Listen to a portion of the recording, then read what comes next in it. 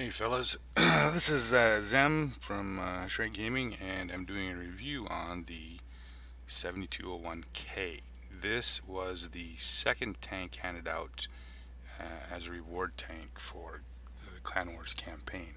The first would have been the M60. This was handed out the next year, and it's affectionately known as the Fail Louvet, more from the fact that its turn is very similar to the lull, obviously, the louvet, I guess as you pronounce it, the lion. Um, when it first came out, this tank has been significantly changed since the initial tank when it first came out. When this first tank first came out, it had it was not very good, and the reload on the gun. So let's before we get carried away here. This tank is identical to this tank. This is the new Tier 10 uh, uh, German heavy on the 4502, essentially the Porsche line. This tank is the new Tier 10. The big difference is the gun. This is the 128, and the 7201 gets the 150 millimeter from the E100. Now the difference in when this tank came out, the big difference was this gun was actually a little bit worse than the E100's gun. I believe at the time it was like an 18 or 19 second reload compared to the E100's just a little under 17 seconds, 16 something. So it was a little bit it was a little bit slower reload. I believe the dispersion, the gun stats were just a little bit off of an E100, the 150 millimeter. I know a couple patches ago this tank got a significant buff, especially when it comes to the gun handling and I believe mobility. But this has always been the fastest of the super heavies, faster than Mouse, faster than the 100, obviously faster than anything in the Japanese line. So it was always a little bit quicker than those tanks, especially when it come to the hard surfaces. What really was the big deal about this is that it had a very good armor. The frontal plate on this was 240 millimeters, obviously sloped quite well, and 160 the lower plate. So this tank from the front, with a little bit of angling, was very difficult to pen. Couldn't hit shit, but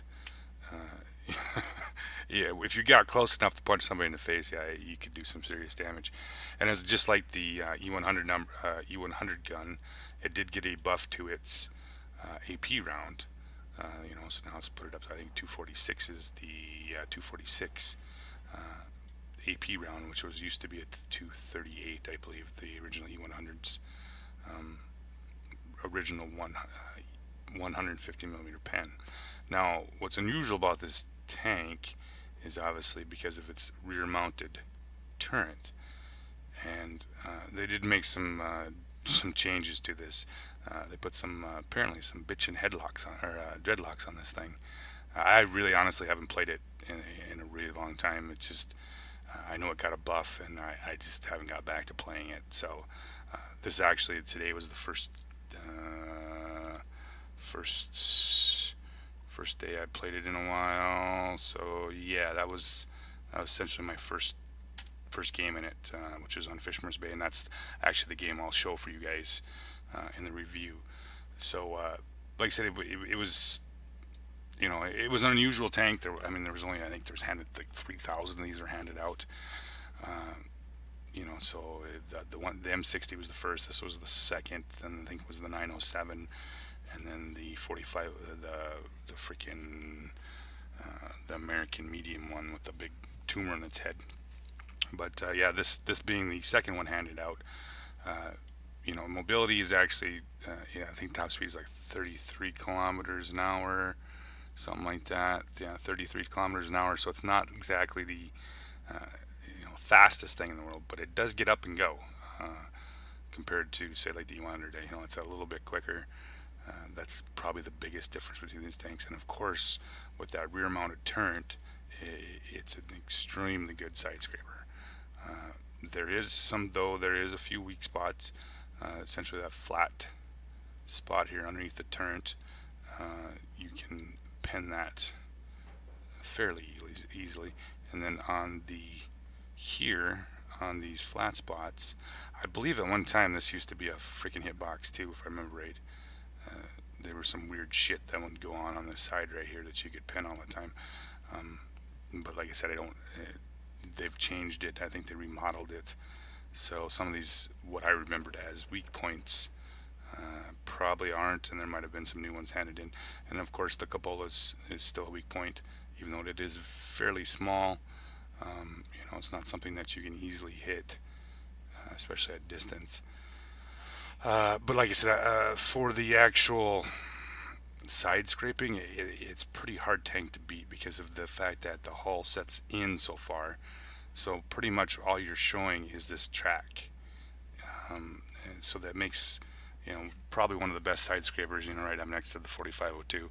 The 4502 doesn't have that, obviously the indented hull, but this has a very strong side as does the 7201. But added that track there. Typically, that's all you're really going to get to see if he side scrapes well. So it makes the tank a little bit. It's a difficult tank to go up against if somebody's side scraping well. It's a fully traversable turret, so it doesn't stop halfway or any of that bullshit. So it does go all the way around. This, like I said, this is an identical tank to the Panzerwagen 7. Only difference being is the gun. So this is the 128 and this is the 150. And there's a few cosmetic changes. Obviously it's got the ears on it here, and this one's got dreadlocks. So that's the big difference between the two tanks, the gun and that. But I think it pretty much plays exactly the same, at least stat-wise, mobility, whatnot, engine horsepower, and all that kind of crap. So especially view range. So in this game, actually, I'm running, since this doesn't make, it's considered a premium in the sense that you can put any heavy tank crew in it from the German line, but it does not get premium money making. So you're going to lose money on this thing if you have a shitty game in tier 10, all the time. So that was their, I don't know if that was a trade-off. I mean, here's a premium tank, but you can only use it for training crews.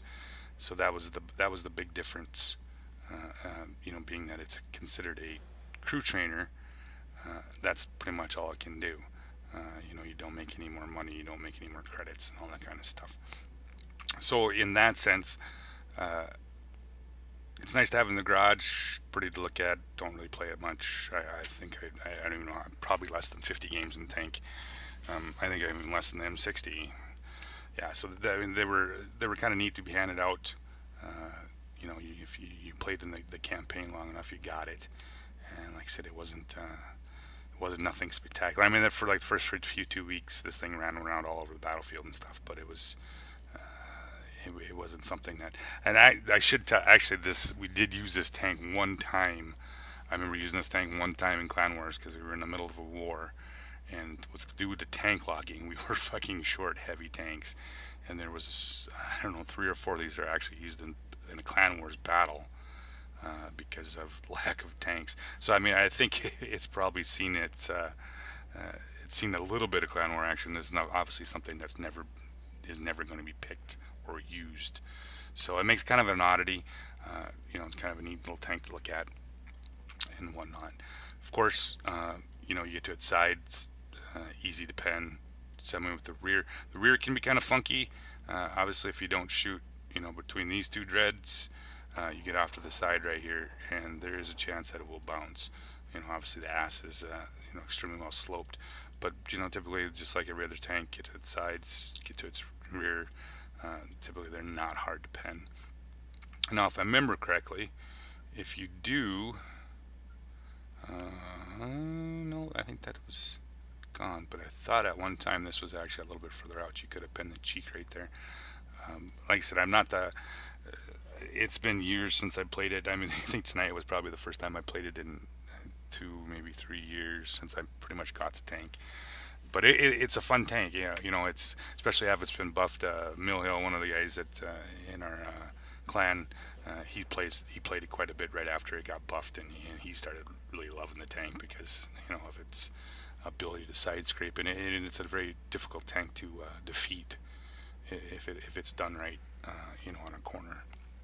So that's actually, like I said, the two big differences between the seven and the retort tank is the gun.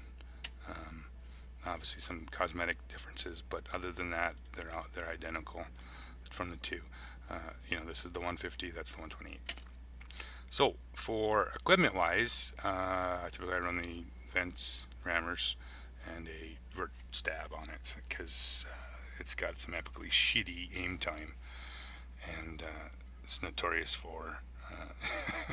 Yeah, it doesn't quite have the KV2's ability to nail Capola at 500 meters on the move kind of accuracy, but it's not great. And this is actually the buff version. If I remember correctly, the aim time was over 3 seconds at the time, and the dispersion was like 0.42. I believe. I could be wrong. You might have to correct me on that one. But the gun was really shitty. It was worse than the E100 gun not quite actually quite an extent. It was actually worse. I think it was kind of the made up for the fact that it was very strong from the front. It was actually at the time stronger than the E100 frontally. So that's something I guess that was unusual. E100 was always a little bit weak, especially with the lower plate. Before it got buffed and its cheeks. This tank, obviously with the way it's laid out right here, this turret is extremely strong. Other than, like I said, other than the flat spot that's under here, there's not a whole lot. I mean, I've heard some people say they've ricocheted shells off the bottom of the gun mantlet down into the deck, that kind of stuff. And I'm pretty sure, if I remember correctly, you can overmatch this right here too. If you have a big enough gun up close, you can overmatch it. So there is some weak points. Obviously, facing it straight on, you still have a pretty good chance going through the lower plate. Upper plate's pretty much impossible to pen. So that's pretty much the in garage review. I'm actually doing this video for one of the people that commented on the Tiger 131 saw it in the garage and was interested in seeing the actual tank and review of the tank. So thanks for for commenting. I've offered this a few times. I don't know if anybody's actually seen it or not, but if you guys have a tank that you want to be reviewed, let me know. I have 365 tanks in my garage. So and I think I have most every premium in the game. So if there's a tank that you want to see, it doesn't have. It could be a tier 1, tier 10. It doesn't really matter to me. I'll play anything. So if you guys have a specific tank that you want reviewed, just send me a message in game or a comment on the YouTube channel, and I'll sure try to get it done for you. This is actually one last thing I did forget about. When we first started, I think the first game, it was kind of notorious being a front-mounted tank that if you did get pinned, it was kind of like the old 4502 back in the day. If you did get pinned, once your engine was knocked out and blah blah blah. And a lot of times you got set on fire and you burned and the next shot somebody set you on fire. that if I remember correctly, used to kind of happen on this one. I think that got removed, or at least the hitbox for the engine got upgraded. But yeah, it was that's what the problem with the forward mounted engines. If you get pinned down here, there's a little bit better chance of losing losing their engine, and then this thing turns into a dog. It's like typically like driving an E100.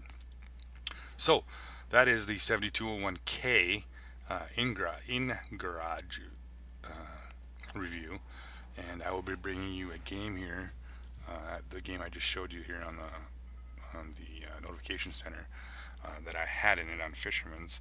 So we're going to jump over there, and I will show you what this thing can do. Alright, so gameplay. Fisherman's Bay. Actually had pretty good matchmaking. Top tier with 3 tier 10s. So obviously everybody knows the general strategy of this map. Heavies 9-0, mediums 1-2. Being a town map, 1 artillery, so I'm not going to be terribly worried about it. I talked about earlier in the review in the garage. Obviously, the top speed is only 33, but it does get there very quickly. So I wasn't lying when I said the mobility of this being probably the most mobile of the super heavies by a bunch. Compared to the mouse or the E100, it does get out and travel fairly well. Like I said, it's not a terrible fast top speed, but it does have pretty good get up and go. So I am moving on down to the corner here. I'm going to do a little side scraping here and see what I can do. Obviously, they do have a fair amount of tank destroyers. That's with that pen of those guns. There's always a possibility that it could be. I could be penned pretty easily from the front. Anytime you start messing with the Panzer E100s, it's pretty shitty. So, and of course, speak of the devil, there's the Panzer E100, and my little friend, the T-32, stops and takes it right through the front of the tank. So fuck all, I guess. So there's me, a Yag Tiger, and a 95. So now the 110 that's sitting up on the hill is actually that if anybody's not aware of that spot. That spot right there, if you took down this whole building right here, there's the destructible building here. It lets any tank sitting up there on that little bit of a hill there able to shoot down on these tanks that sit here on the side scraping. So obviously I'm staring. I don't really want to get hit for 400 or whatever 110 shoots, but here's the Yag Tiger decides to poke out. He's already got fucked at least once by the Yag Tiger, the other Yag Tiger, and it gives me a chance to at least take one shot on him. And like I mentioned before, it's not a snapshotter. I mean, I tried my best there, but I did hit him, but it was at such an angle. It was just a simple bounce. I do use a fair amount of HE. This is probably more out of just the way it was back in the day. That's what you use because you couldn't pin anything else. So you do see me run a fair amount of HE or heat through this gun as I'm playing it. Obviously with the increase in pen with the AP, probably not quite as necessary as it used to be, but I'm kind of slow to change sometimes. Now this 110, like I said, I've been really kind of watching him as much as I can because I've been in that position where the 110's at, and that's not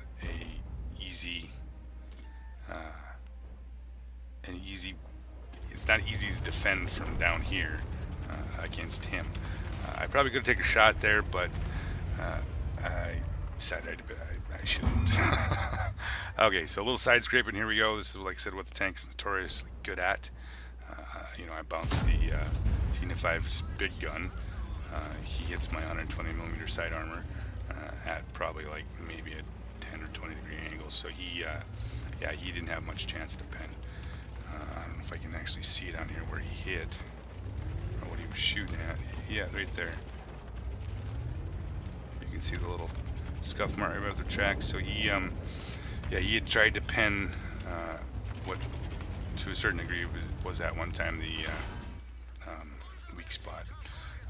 Now the Batchat's back in the position where the 110 was, and he puts 2 nice shells into me. Of course, takes out my fuel tanks and all that kind of shit because it's a Batchat. But patience is a virtue. You run away and don't pay attention, and you get 150mm to the ass, and you back to the garage. So if you aim long enough, obviously you're eventually going to hit something. You're going to pen with this gun. Uh, it's much better than what it was originally. I mean, essentially, this is you're firing the E100 gun. I think the stats are identical between the aim time, the dispersion, reload are all pretty much the same. So yeah, it's definitely better now. So get into my Jagdpanzer E100. As you notice in this game, I've been playing it pretty patient. I've been waiting for the 1-2 to win, just because of the number of tanks they had compared to what we have. So you'll notice so now that we've won that side and drawn a few tanks away, it's a little easier for me to move up and deal with this Jagdpanzer E100. Now in this little situation here where I'm going to be going is the ISU 152, he's got obviously the BL10, and you're going to see here what I meant by the wide tracks on this thing. I'm simply just going to pull back and let him shoot me right in the track, and there's really not much he can do because he can't get to my lower plate by the time I pull out, especially with this narrow hole on this tank. So the Panzerwagen 7 is, like I said, plays identical. So it's if you're looking at a tank like something like that, yeah, that Panzerwagen 7 is a tough tank, especially if you side scrape well. So I hope you enjoyed the video. If you guys, I think I said it in the garage, if you guys have some tank that you want me to review and do a little gameplay with it, let me know, either in the comments in the YouTube channel or PM me in game. Or if you simply just want to jump in and TS with us some night and platoon up, you guys are sure welcome to do that. So, alright guys, good night.